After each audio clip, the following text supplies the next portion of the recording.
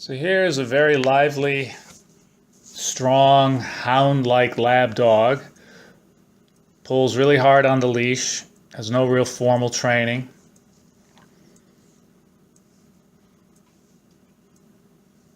Has a very deep nose. Once he gets into a scent, he really likes to hone in and sustain it. Loves people, pulls like a maniac when he sees someone. And here he's meeting Leah for the first time. Leah has never used the natural healer, and the dog has never had any kind of formal training to heel. I suspect he's been tied up on a cable or trolley a lot since his neck is calloused, as I like to call it. It's very hard. He's heavy on the leash. So I'm explaining the rudiments to Leah. One of the things we can do is acclimate the dog to the cog sound when the gears get grinding gear sound. We can use it to teach the dog that he doesn't get startled, and also it's an added inducement to be attracted to the owner. Now the stretch rope is attached to the flat collar on the dog's neck, and I like to use a pinch collar if the dog is properly acclimated to it. And I know the pinch collar gets a bad reputation, but it's much lighter footprint on the dog's experience than any other kind of device. Most especially a head halter is the most severe way to constrain a dog. So the first part is to associate Leah with the fun of pulling. Dogs love to pull, just like sled dogs love to pull, because it's actually the only tactile feedback they're getting from most walks on lead. They don't get to actually kill anything or chase anything. They got to stay by the owner, and they want to pull really hard because that's the most sensory input they can get, and that's their definition of pleasure on the walk. And paradoxically, it's also their measure of feeling connected to the handler, even though the handler's sore shoulder may not appreciate that point. When we begin, you let the dog pull to the full length of the stretch cord, and we've switched to a very light training lead on the pinch collar.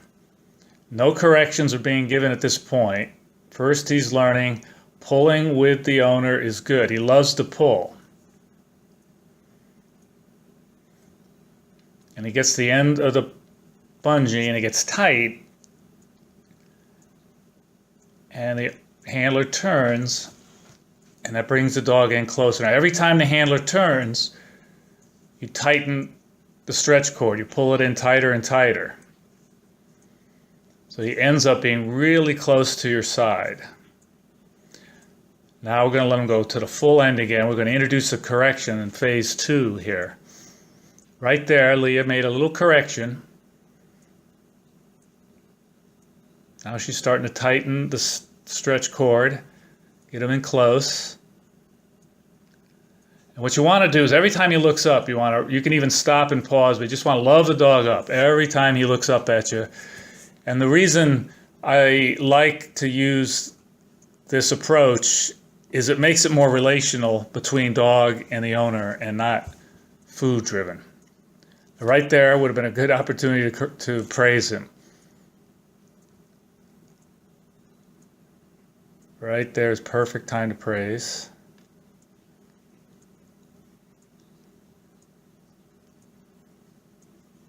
So what he's learning is to keep the right degree of tension in the stretch cord.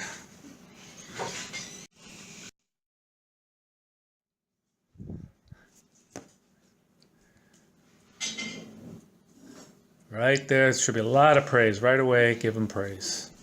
Love him up.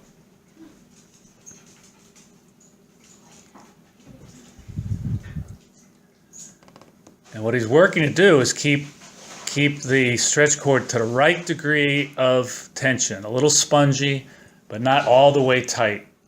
So he's learning why he got the correction. Not because Leah was mad at him, not because he did something wrong, but simply because the stretch cord got really tight.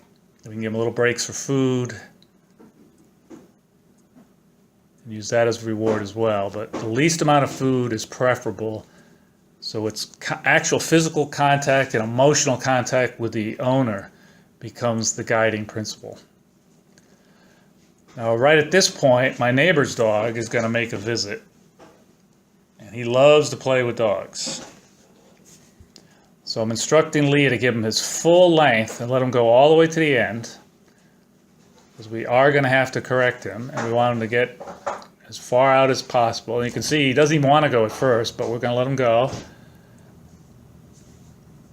And right there, Leah gives him a nice, crisp, clean correction. Reel him in really tight. Take the time to stop and love him up. And walk along. And when you make the turn, tighten it up.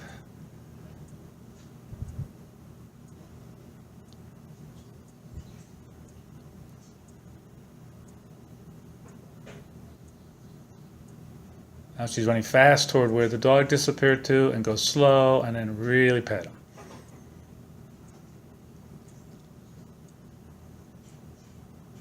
Good job, Leah.